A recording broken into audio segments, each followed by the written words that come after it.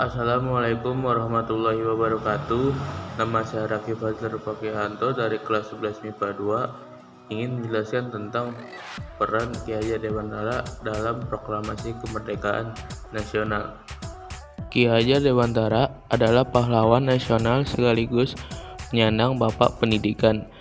Nama aslinya adalah Raden Mas Suwardi Suryaningrat. Tapi pada tahun 1922 lebih dikenal menjadi Ki Hajar Dewantara. Beberapa sumber menyebutkan dengan bahasa Jawanya yaitu Ki Hajar Dewantoro. Ki Hajar Dewantara lahir di daerah Pakualam pada tanggal 2 Mei 1889 dan meninggal di kota Yogyakarta pada tanggal 26 April 1959 ketika umur 69 tahun.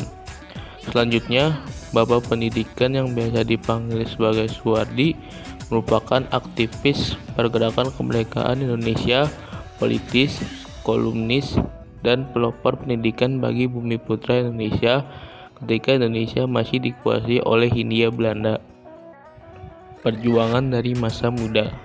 Ki Hajar Dewantara yang merupakan pahlawan nasional dari Jawa lahir di lingkungan keluarga Kabupaten Pakualam. Ia adalah putra dari GPH Suryaningrat atau cucu dari Pakualam III. Ia berhasil menyelesaikan pendidikan dasar di ELS atau semacam sekolah dasar di zaman Belanda.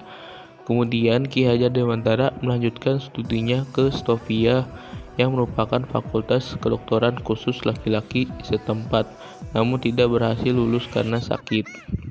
Kemudian Ki Hajar Dewantara memasuki dunia jurnalistik. Ia bekerja sebagai jurnalis dan penulis di beberapa surat kabar. Contohnya adalah Midden Java, Suditomo, The Express, Kaum Muda, Utusan India, Jahaja Timur, dan Pusara.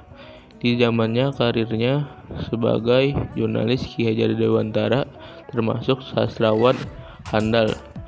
Tulisan Ki Hajar Dewantara mudah dipahami, komunikatif, dan penuh semangat anti penjajahan. Aktivitas gerakan Ki Hajar Dewantara. Selain ketekunan, komitmen, dan keulatan sebagai jurnalis muda, Ki Hajar Dewantara Muda juga aktif dalam organisasi sosial dan politik.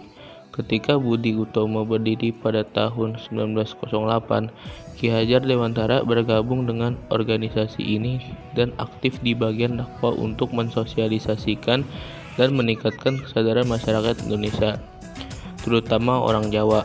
Namun demikian, bangsa Indonesia saat itu harus sadar akan pentingnya persatuan dan kesatuan dalam berbangsa dan bernegara. Kongres pertama Budi Utomo yang diadakan di Yogyakarta juga diselenggarakan oleh Ki Hajar Dewantara. Selain Budi Utomo, Ki Hajar Dewantara Muda juga sangat aktif di organisasi Insulinde. Insulinde merupakan organisasi multikultural yang menampung masyarakat Indo. Tujuannya ingin pemerintahannya sendiri di Hindia Belanda.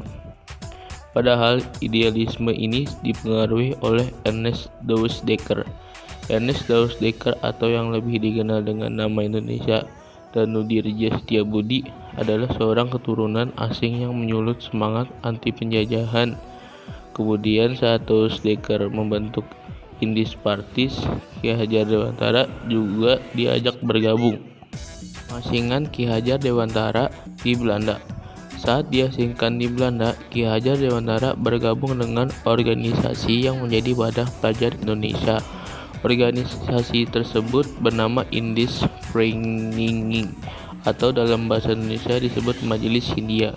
Pada tahun 1913, Ki Hajar Dewantara mendirikan Biro Pers yang disebut Biro Pers Indonesische, yang dalam bahasa Indonesia berarti Kantor Berita Indonesia. Ini adalah pertama kalinya penggunaan formal istilah bahasa Indonesia. Istilah Indonesia pertama kali diciptakan pada tahun 1850 oleh seorang ahli bahasa Inggris bernama George Windsor Earl dan seorang ahli hukum Skotlandia bernama James Richardson Logan. Disinilah Ki Hajar Dewantara kemudian mengawali mimpinya untuk meningkatkan kualitas masyarakat adat dengan mempelajari ilmu pendidikan, hingga akhirnya berhasil mendapatkan European Arts. European Arts merupakan bidang pendidikan yang bernilai tinggi dan nantinya akan menjadi landasan untuk memulai institusi pendidikan yang didirikannya. Semasa hidupnya, Ki Hajar Dewantara tertarik dengan beberapa dari sekian banyak tokoh pendidikan dari dunia barat. Contohnya adalah Montessori dan Froebel. Gerakan pendidikan di negara-negara Asia Selatan, khususnya India, yang dipimpin oleh keluarga Tagore. Hal inilah yang mengaruhi dan mendasari Ki Hajar Dewantara dalam mengembangkan aturan pendidikannya nanti. Pendidikan Taman Siswa. Ki Hajar Dewantara kembali ke tanah airnya pada bulan September 1919. Tak lama kemudian ia bergabung dengan sekolah konstruksi milik kakaknya. Pada tanggal 3 Juli 1922, setelah menimba pengalaman mengajar, Ki Hajar Dewantara mendirikan sebuah lembaga pendidikan bernama National Underwich Institute Taman Siswa atau Perguruan Nasional Taman Siswa dalam bahasa Indonesia. Ketiga slogan Ki Hajar Dewantara dalam sistem pendidikan yang digunakannya saat ini sangat terkenal di kalangan siswa dan guru di seluruh Indonesia. Tiga slogan dalam bahasa Jawa ing ngarsa dinyanyikan Halimbawa, ing madya mangun karsa tuturi handayani, yang dalam bahasa Indonesia artinya depan memberi contoh, tengah memberi semangat atau dukungan, belakang memberi semangat. Tentunya semua siswa sangat memahami arti dari tuturi handayani.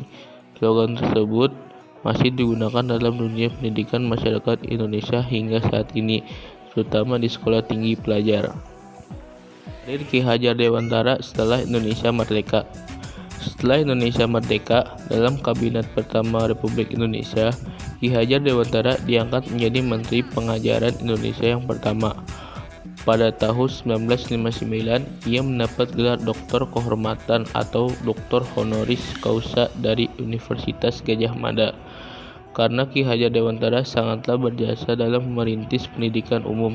Selain itu, beliau dinyatakan sebagai Bapak Pendidikan Nasional Indonesia, dan hari lahirnya pada tanggal 2 Mei dijadikan Hari Pendidikan Nasional diperingati tiap tahun. Ki Hajar Dewantara menghembuskan napas terakhir di Yogyakarta tanggal 26 April 1959. Beliau dimakamkan di Taman Wijaya Brata. Ki Hajar Dewantara dalam Proklamasi Kemerdekaan Nasional. Raden Mas Suwardi Suryaningrat atau biasa dikenal Ki Hajar Dewantara memiliki peranan yang mensosialisasikan dan mengunggah kesadaran masyarakat Indonesia, terutama Pulau Jawa, yang pada saat itu menjunjung tinggi pentingnya persatuan dan kesatuan dalam berbangsa dan bernegara. Selain itu, Suwardi Suryaningrat juga mendirikan sekolah pada tanggal 3 Juli 1922 yang dinamai National Underwich Institute Taman Siswa atau Perguruan Nasional Taman Siswa, yang dimana ia memberi semboyan pendidikan ingarsa sungtuladah ingarsa mangun karsa tuturi handayani, yang artinya di depan memberi contoh, di tengah memberi semangat, di belakang memberi dorongan, yang sampai saat ini semboyan ini masih dipakai dalam pendidikan Indonesia. Sekian dari saya, kurang lebihnya mohon maaf. Wassalamualaikum warahmatullahi wabarakatuh.